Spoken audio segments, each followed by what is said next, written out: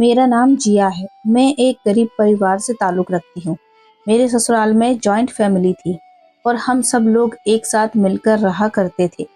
मेरी बेटी को अपने चाचा से इतना प्यार था कि वो अपने चाचा के हाथ से ही रात का खाना खाया करती थी। अगर मैं उसे अपने हाथ से खाना खिलाती तो वो रोने लगती थी। चाचा भतीजी में इतना प्यार देखकर मैं बहुत खुश होती थी। लेकिन हैरत की बात तो ये थी कि जब मैं अपने देवर के रिश्ते की बात करती थी, मेरी बेटी कोई ना कोई कमी निकालकर इनकार कर दिया करती थी।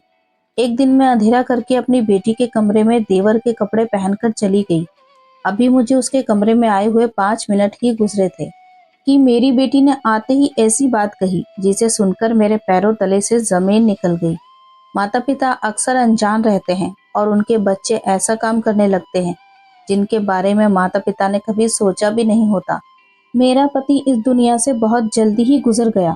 भगवान ने मुझे एक खूबसूरत सी बेटी दी थी और मेरे ससुराल में मेरा एक देवर भी था जो मेरे पति से उम्र में छोटा था।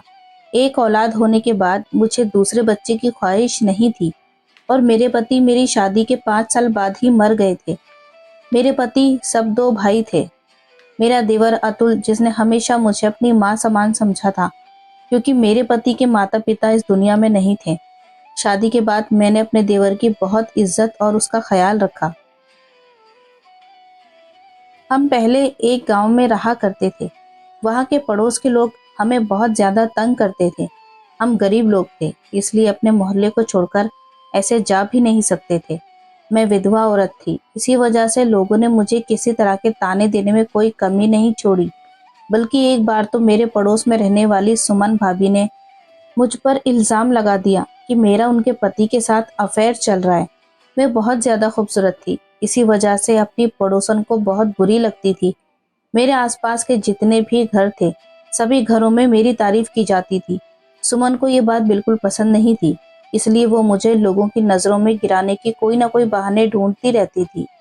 उस टाइम मेरी बेटी बहुत छोटी थी और मेरा पति मर चुका था। इस वजह से मैं कुछ कर नहीं सकती थी, क्योंकि मैं अपने आप को बहुत लाचार महसूस करती थी। वो मुझ पर तरह तरह के इल्ज़ाम लगाती थी, जिसको गांव के लोग सच समझ लिया करते थे और मुझे कैरेक्टरलेस कहते थे।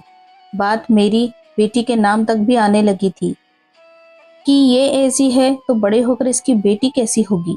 मेरे गांव के लोगों का कहना था कि वो मेरी शादी गांव की किसी गरीब मर्द के साथ कर देंगे, लेकिन मैं ऐसा नहीं करना चाहती थी, क्योंकि मेरी बेटी बहुत छोटी थी। मैं नहीं चाहती थी कि कोई और दूसरा मर्द जो मेरी बेटी को स्वीकार ना कर सके। मैं उस इंसान से शादी नहीं कर सकती। मुझे अब अपनी बेटी की परवरिश की चिंता होने लगी थी।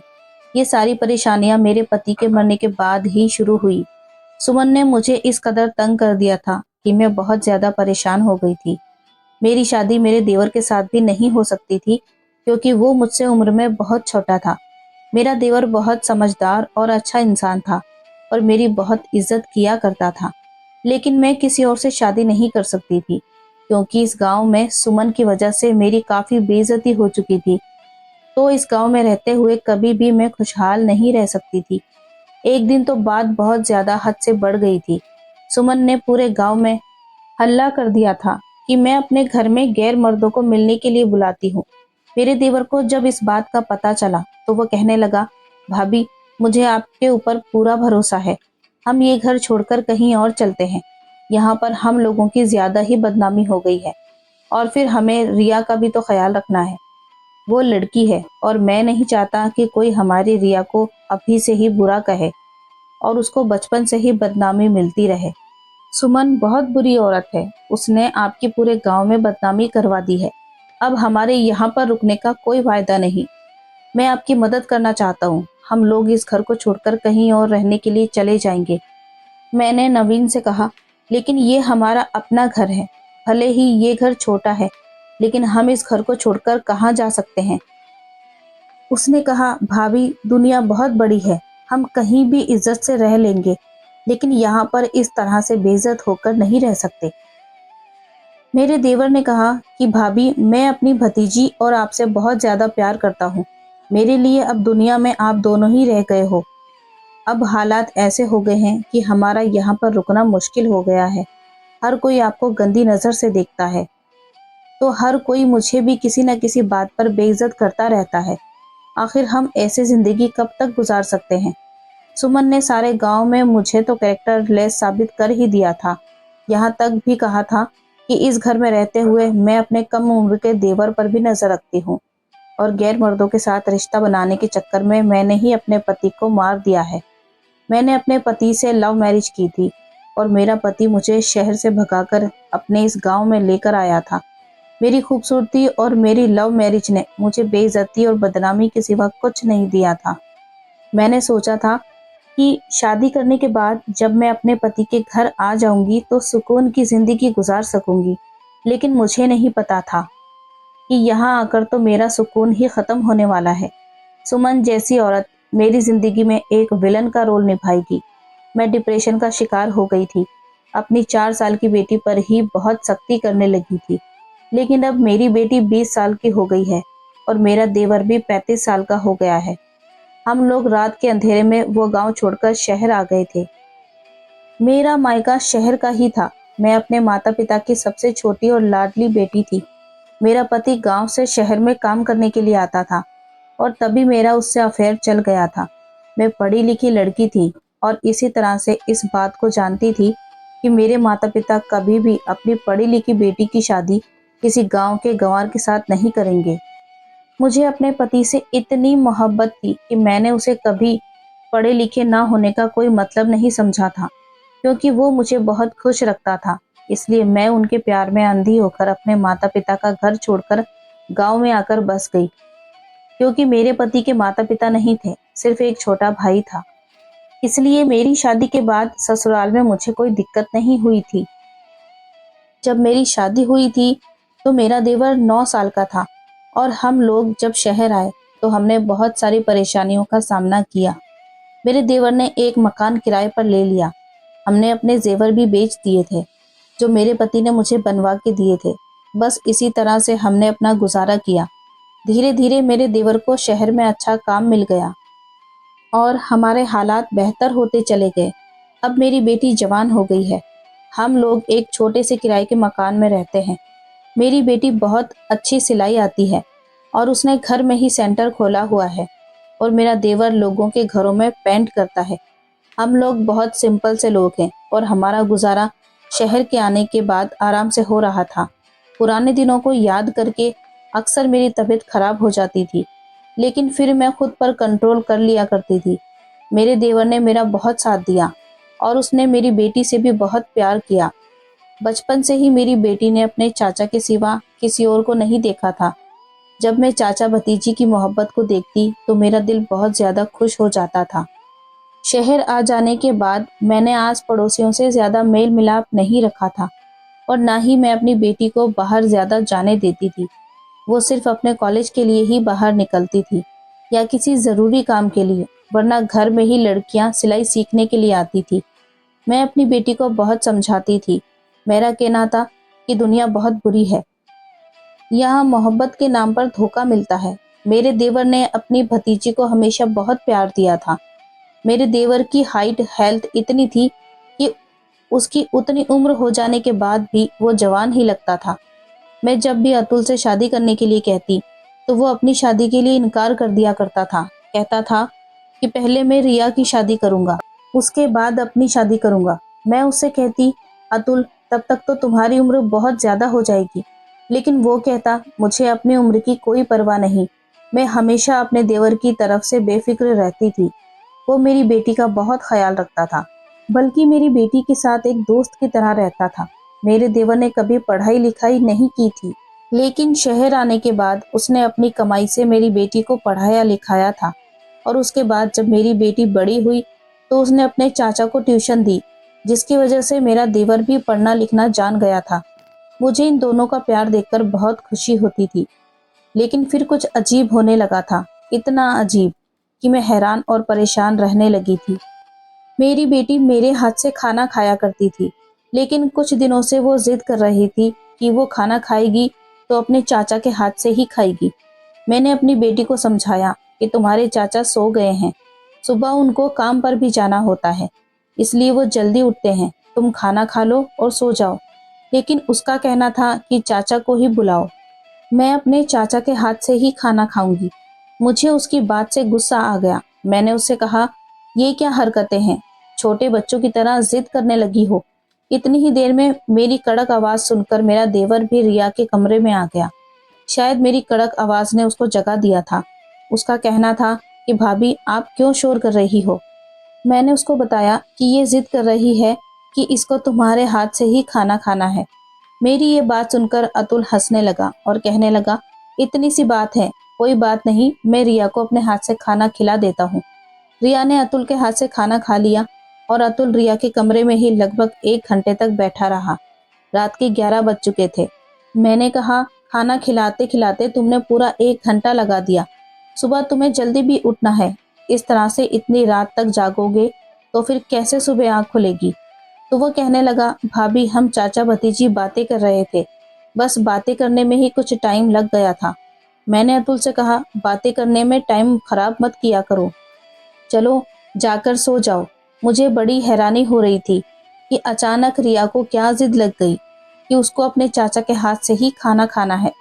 फिलहाल ये बात कई दिनों तक इसी तरह से चलती रही, लेकिन ये एक दिन की बात नहीं थी। अब रिया रोज रोज यही करने लगी थी कि अपने चाचा के हाथ से ही खाना खाया करती थी और अतुल उसको खाना खिलाने के बहाने 2 या 3 घंटे से पहले उसके कमरे से बाहर नहीं निकलता था।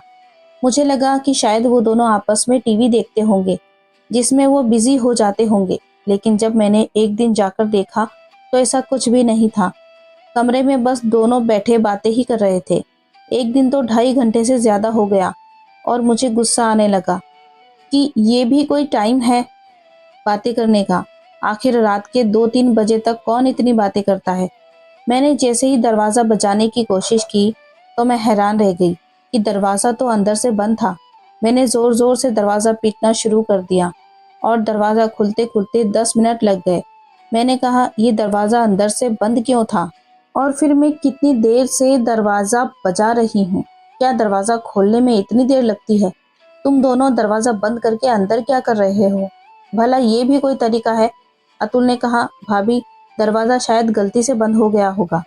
हम लोग टीवी देख रहे थे, इस वजह से हमें आवाज़ नहीं आ सकी। मैंने कहा, तुम लोग रात के 3 बजे टीवी देख रहे हो, ये भी कोई टाइम है टीवी देखने का। और तो और तुम लोग वीआईपी घर में नहीं रहते हो जहाँ पर ऑटोमेटिक लॉक लगे हों। यहाँ ऑटोमेटिक दरवाज़ा नहीं है जहाँ पर कुंडी खुद ब खुद खुल जाएगी। मैंने अपने देवर से कहा, जाओ जाकर अपने कमरे में सो जाओ और आइंदा दोनों ऐसी हरकत ना करना। मैं अपनी बेटी को भी डांट लगा रही थी। मेरी बेटी की पढ़ाई पूरी होने वाली थी, अब उसकी शादी की उम्र हो चुकी थी। मैं नहीं चाहती थी कि अब वो किसी गलत काम में पड़ जाए और इसलिए मैं जल्द से जल्द उसकी शादी कराना चाहती थी, जबकि मेरी शादी भी कम उम्र में ही हो गई थी। मैंने एक रिश्ते वाली से कहा हुआ था, वो मेरी बेटी के लिए अच्छा सा रिश्ता लेकर आई और लड़के की माँ को भी साथ लेकर आई थी। लड़के की माँ ने मेरी बेटी को देखा और 2-3 सवाल किया। इसके बाद मैंने अपनी बेटी को कमरे में भेज दिया। मेरा देवर काम पर गया हुआ था, लेकिन न जाने वो काम छोड़कर कैसे घर पर आ गया था और उसने घर आते ही लड़के वालों से बदतमीजी शुरू कर दी और उन लोगों से कहने लगा कि ये लड़की ठीक नहीं है और ना ही इसने आपके लिए नाश्ता बनाया है। ये नाश्ता सब मार्केट से आया हुआ है, उससे तो कुछ भी नहीं आता है और वो लड़की बिल्कुल जाहिल है। और कहने लगा कि ये लड़की हर किसी से लड़ाई झगड़ा करती रहती है। अभी कुछ दिनों पहले अपने कॉलेज में अपने टीचर का सर फोड़ कर आई है। आप यकीन नहीं करेंगी भाभी जी, हमारे घर में तो पुलिस भी आ चुकी है। जैसे तैसे हमने इस केस को रफा दफा किया था। वो औरत बड़ी हैरानी से मेरे देवर की तरफ देख रही थी और बार बार मुझे भी देख रही थी। मैं बहुत परेशान हो गई और ये सोच रही थी कि अतुल ये क्या तमाशा बना रहा है, और बोलता ही चला जा रहा था, जबकि इस बात में कोई भी सच्चाई नहीं थी। वो भी जानता था कि वो झूठ बोल रहा है। न जाने क्यों वो लड़के वालों से झूठ बोल रहा था। मेरी बेटी ने कभी किसी भी टीचर का सर नहीं फोड़ा था, यहाँ तक कि उसने तो कभी स्कूल में किसी से बदतमीजी भी नहीं की थी। मुझे अतुल से ऐसी उम्मीद नहीं थी। न जाने इस लड़के को क्या हो गया था। मैं ये देखकर बहुत हैरान हो गई कि कहीं ये नशा करके तो नहीं आया। तभी लड़के की माँ कहने लगी, ऐसी बदतमीज लड़की से हमें रिश्ता नहीं करना, और वो बहुत सारी बुरी भली बातें सुनाकर हमारे घर से चली गई।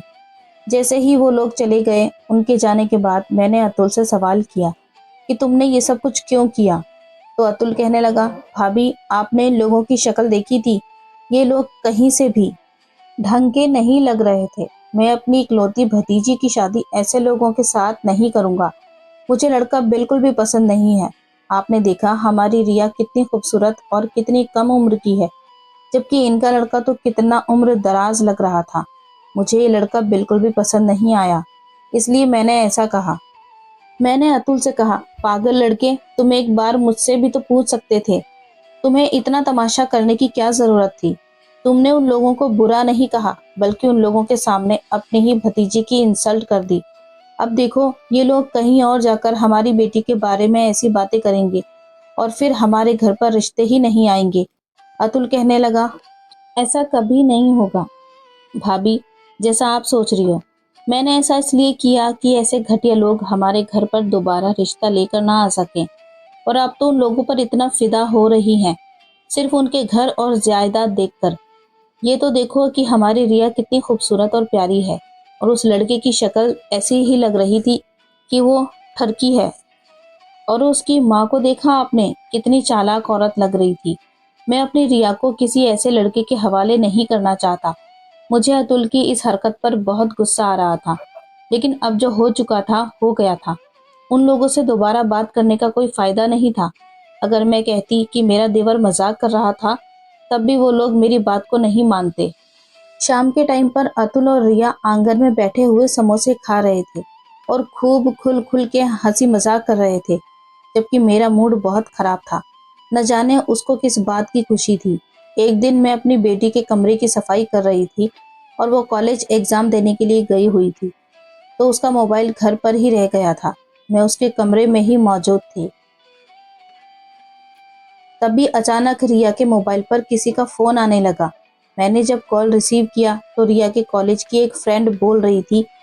वो कहने लगी, आंटी इतने दिनों से रिया की तबीयत कैसी है। अब रिया ने कॉलेज में एप्लीकेशन लगाई हुई है और बताया था कि उसकी तबीयत ठीक नहीं है, इसलिए उसे 2 दिन की छुट्टी चाहिए। मैंने उसको बताया कि बेटा, रिया तो कॉलेज ही गई हुई है, उसने कोई एप्लीकेशन नहीं दी है, और बल्कि उसकी तबीयत भी बिल्कुल ठीक है। उसने कहा, नहीं आंटी, उस एप्लीकेशन पर तो आपके भी साइन थे। रिया ने तो मुझे बताया था कि कॉलेज में एग्ज़ाम चल रहे हैं और वो एग्ज़ाम देने के लिए ही कॉलेज गई हुई है। लेकिन उसकी सहेली ने बताया कि नहीं आंटी, एग्ज़ाम कॉलेज में नहीं चल रहे, बल्कि काफ़ी दिनों से रिया कॉलेज आ ही नहीं रही। मैं बहुत परेशान हो गई थी कि न जाने मेरी बेटी क्या कर रही थी। घर से तो रिया कॉलेज का कहकर निकल जाती थी, फिर वो कॉलेज क्यों नहीं जा रही थी। मैंने उसकी सहेली से बोल दिया था कि तुम उसको मत बताना कि तुम्हारी मेरी बात हो गई है, और कॉल कट करके मैंने रिया का मोबाइल वहीं उसके कमरे में ही रख दिया। शाम को मैं अतुल और रिया को बुलाया और कमरे का माहौल बिल्कुल अदालत जैसा बना हुआ था। मैंने रिया को उसकी दोस्त की कॉल के बारे में खुद ही बता दिया और सब पूछा कि ये सब क्या है और तुम कॉलेज के बहाने कहाँ जाती हो। तुम्हारी सहेली बता रही थी कि तुम लगभग 5 दिन से कॉलेज नहीं जा रही, और तुमने एप्लीकेशन भी दी हुई है जिस पर तुमने मेरे फर्जी साइन कर दिए हैं। हिम्मत कैसे हुई तुम्हारी झूठ बोलने की और मेरे नाम से सिग्नेचर करने की। तुम ये सब कुछ क्या कर रही हो। अतुल और रिया दोनों ही सर झुकाकर खड़े हुए थे, क्योंकि उनको पता था कि उनकी चोरी पकड़ी गई थी, इसलिए उनके पास बोलने के लिए कुछ भी नहीं था। मुझे बहुत गुस्सा आ गया और मैंने कहा, जो कुछ भी तुमने किया है सच सच बताओ, नहीं तो मैं तुम दोनों को ठीक कर दूंगी। मैं अच्छी तरह से जानती थी कि मेरे देवर अतुल ने रिया का साथ जरूर दिया होगा। मैंने अपनी बेटी से कहा कि मैं तुम्हें पैसे देना बंद कर दूंगी, फिर देखूंगी तुम अपना खर्चा कैसे करोगी। तभी अचानक रिया कहने लगी, माँ मैं कुछ दिन की छुट्टी ले ली थी और मैं अपने दोस्तों के साथ मूवी देखने के लिए जाया करती थी, चाचा की परमिशन लेने के बाद, और हम सब लड़कियां आपस में मिलकर पार्क में घूमने जाते थे। मैंने कहा कि तुम्हें संडे का दिन घूमने के लिए और मूवी देखने के लिए नहीं मिलता क्या।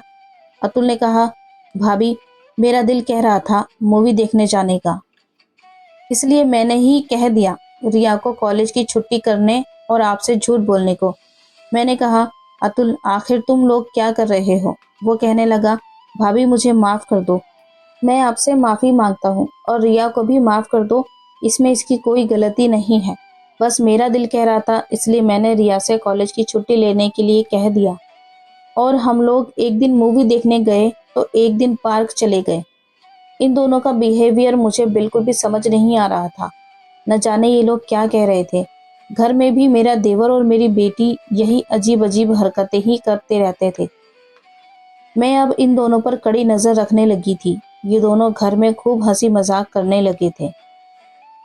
तो कभी आपस में 2-2 घंटे बैठकर बातें करते।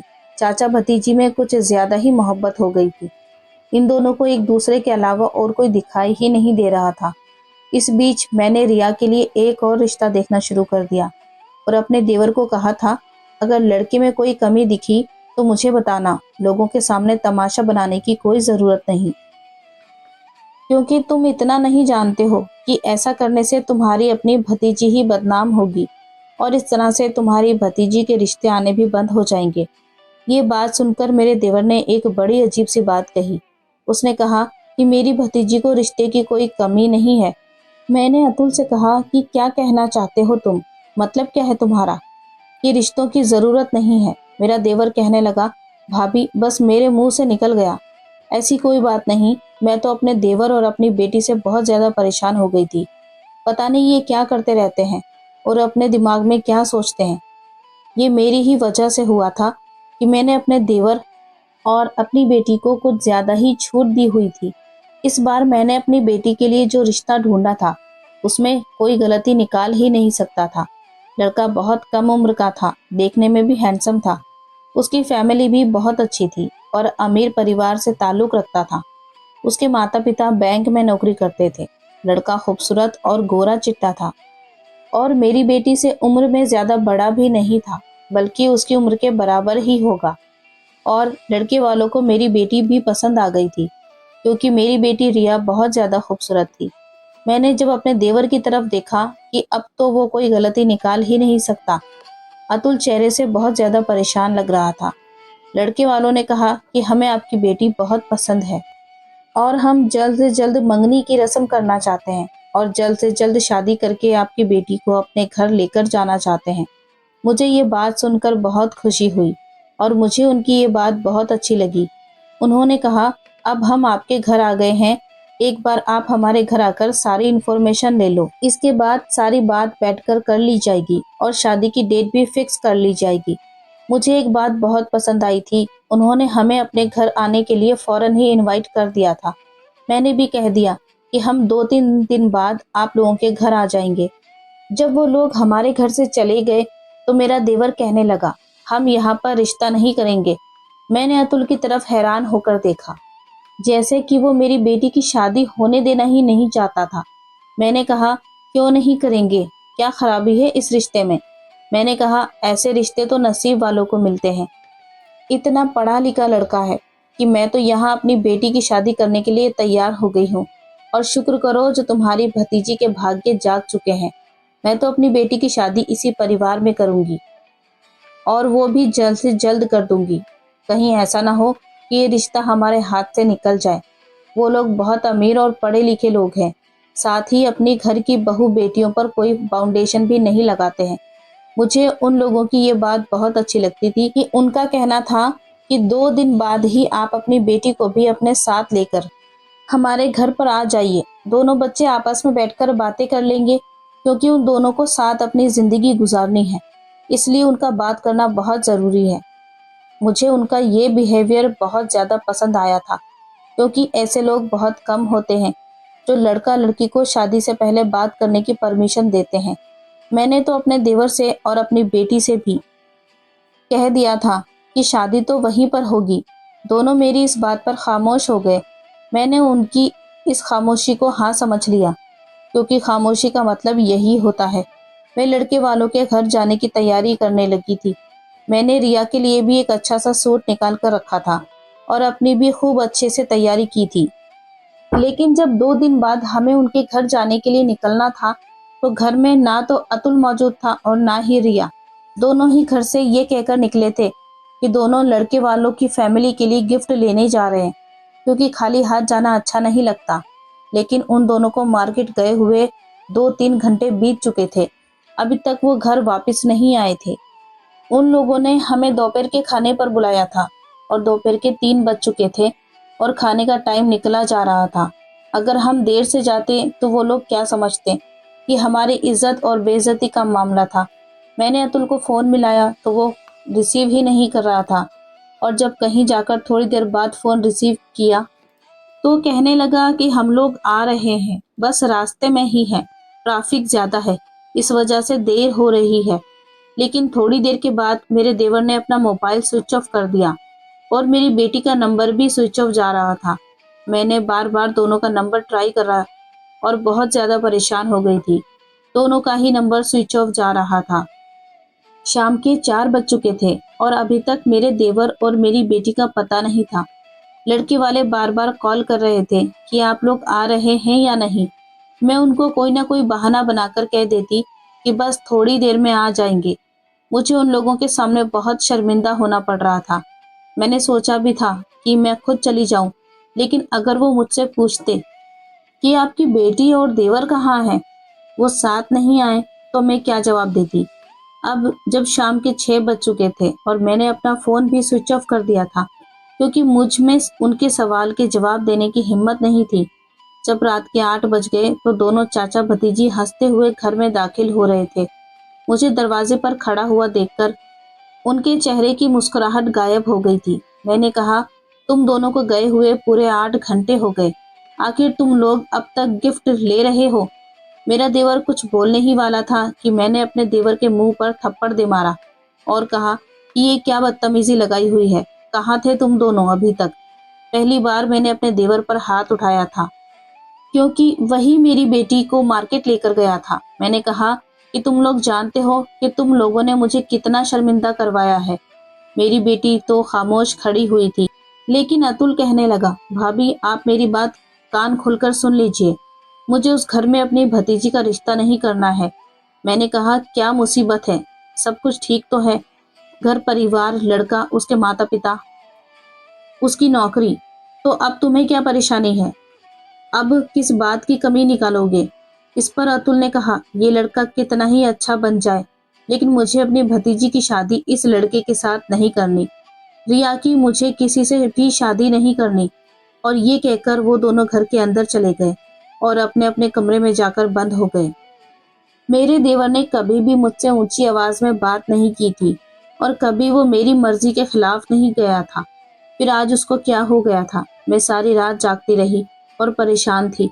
मैंने ये भी देखा था कि कभी अतुल मेरी बेटी के कमरे में सारी रात नहीं बैठा था। न जाने ये लोग आपस में क्या खिचड़ी बना रहे थे। एक दिन मैंने रिया से कहा कि तुम मेरे कमरे में जाकर सो जाओ, मुझे आज तुम्हारे कमरे की सफाई करनी है। रिया मेरे कमरे में जाकर सो गई।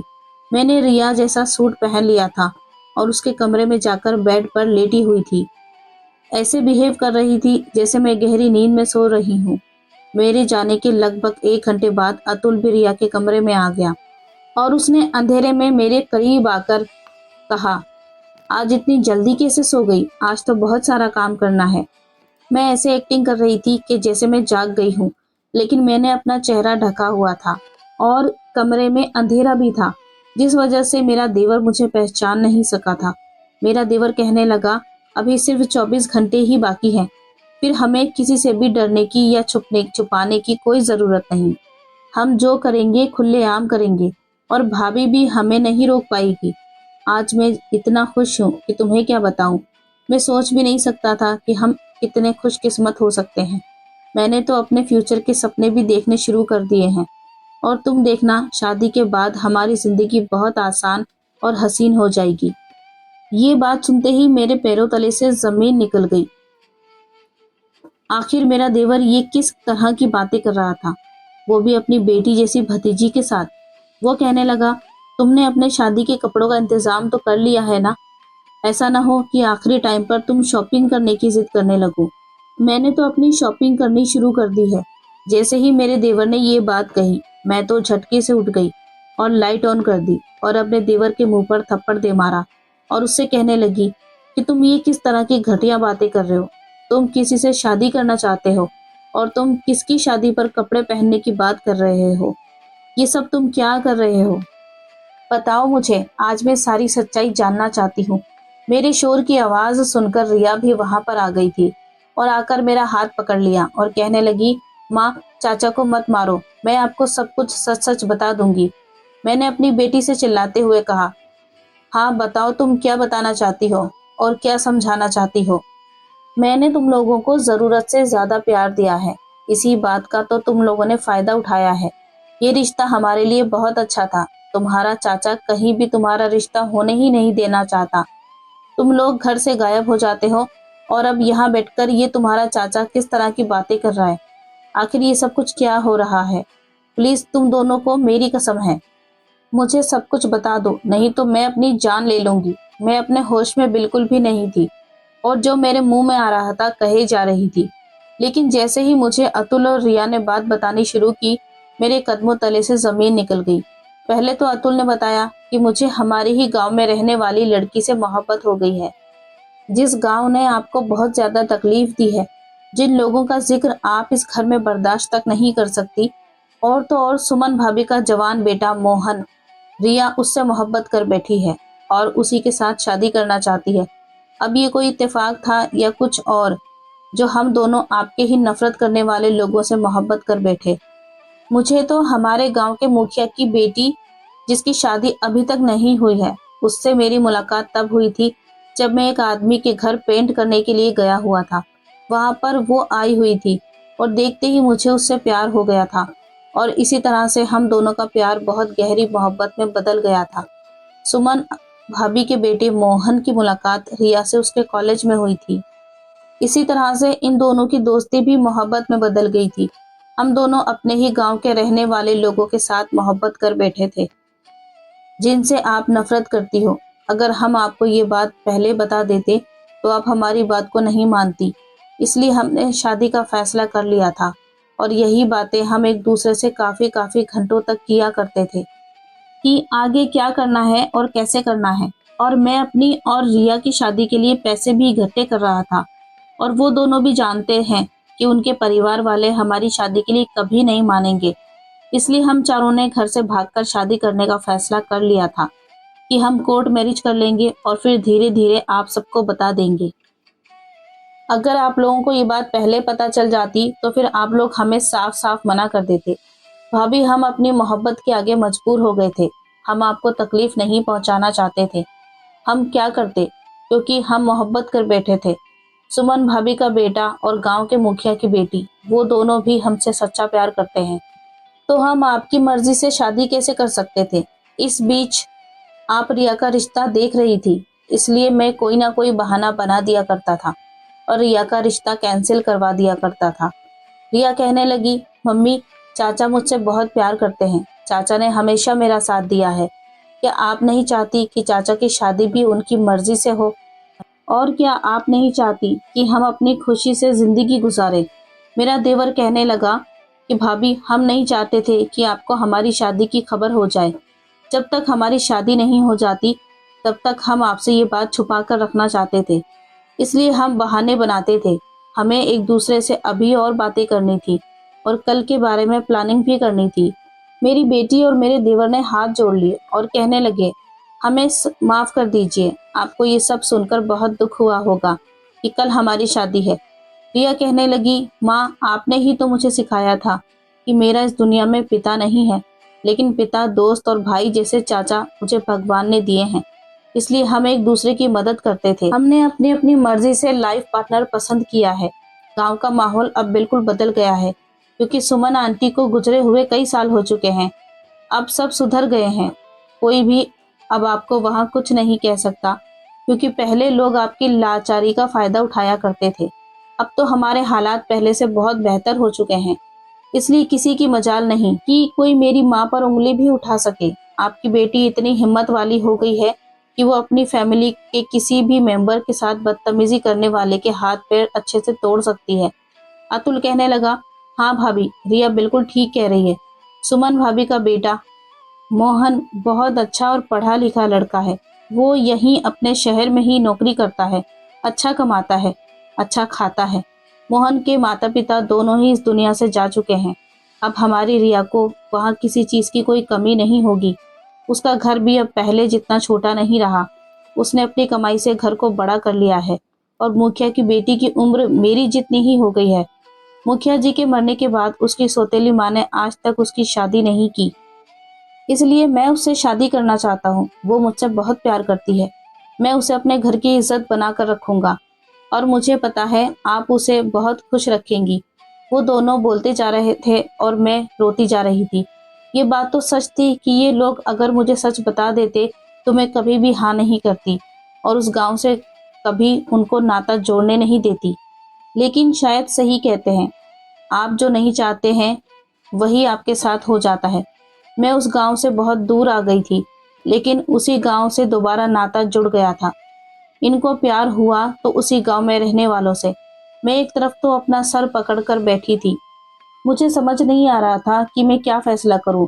वो दोनों मेरे पास बैठ गए थे और उन्होंने मेरे पैर पकड़ लिए और कहने लगे, प्लीज मान जाओ, हमारी खुशी में शामिल हो जाओ। हम उन दोनों के बिना खुश नहीं रह पाएंगे। अगर आप चाहती हो कि हम आपकी मर्जी के मुताबिक शादी कर लें तो हम जहां आप कहेंगी वहीं पर शादी कर लेंगे, लेकिन हम खुश नहीं रहेंगे। मैंने उन दोनों के सर पर हाथ रखा और कहा कि खुशी की कोई परवाह नहीं है। हम लोगों की खातिर ही तो मैं उस गांव से निकल कर आई थी और तुम दोनों की वजह से ही मैंने दूसरी शादी भी नहीं की थी। मैंने अपनी सारी जिंदगी तुम लोगों के हवाले कर दी थी। क्या अब मैं तुम दोनों के लिए इतनी भी कुर्बानी नहीं दे सकती? ठीक है, मैं गांव जाकर मोहन से बात करना चाहती हूँ और उस लड़की के घर पर रिश्ता लेकर जाना चाहती हूँ जिससे अतुल शादी करना चाहता है। शादी अब कोर्ट मैरिज के तरीके से नहीं बल्कि इज्जत के साथ होगी। तुम दोनों की शादी मैं ही करवाऊंगी। तुम्हें कोर्ट मैरिज करने की कोई जरूरत नहीं। वो दोनों रोते हुए मेरे गले लग गए थे। मैंने उन दोनों को बहुत ज्यादा प्यार किया था। आखिर मेरे लिए मेरा देवर और मेरी बेटी सब कुछ थे, इसलिए मैंने अपनी सारी खुशियां उन पर कुर्बान कर दी। तो क्या मैं उनकी खुशी के लिए इतनी सी भी बात नहीं मान सकती? और जिस गांव की बात हो रही थी उस गांव से मुझे बड़ी बेइज्जती मिली थी, लेकिन अब जब सब कुछ ठीक हो गया था, ये बात काफी सालों पुरानी हो चुकी थी, तो मैं भी इस बात को भूलना चाहती थी। मैं गांव आ गई और मुखिया की बेटी से अपने देवर का रिश्ता मांगने चली गई और दूसरी तरफ मोहन के माता पिता को मर चुके थे, लेकिन एक उसकी कुंवारी बहन थी। वो अपनी बहन को लेकर हमारे घर आया था। उसने रिया का रिश्ता मांग लिया था और फिर एक दिन में ही अपनी बेटी को विदा कर दिया और दूसरी तरफ अपनी देवरानी को ले आई। अब वो दोनों बहुत खुश हैं और अपनी जिंदगी आराम से जी रहे हैं। मेरी खुशी तो मेरा देवर और मेरी बेटी ही थी, इसलिए मैंने पुरानी सारी बातों को खत्म कर दिया। मेरी बेटी अपने ससुराल में बहुत खुश रहती है। सुमन का बेटा बिल्कुल भी सुमन पर नहीं गया है। वो बहुत अच्छा और समझदार है। उधर मेरी देवरानी भी बहुत अच्छी है। दोस्तों, वीडियो कैसा लगा कमेंट करके जरूर बताएं। पसंद आई हो तो लाइक करें, चैनल को सब्सक्राइब करें। मिलते हैं कल एक नई कहानी के साथ। तब तक अपना ख्याल रखें। Thanks for watching.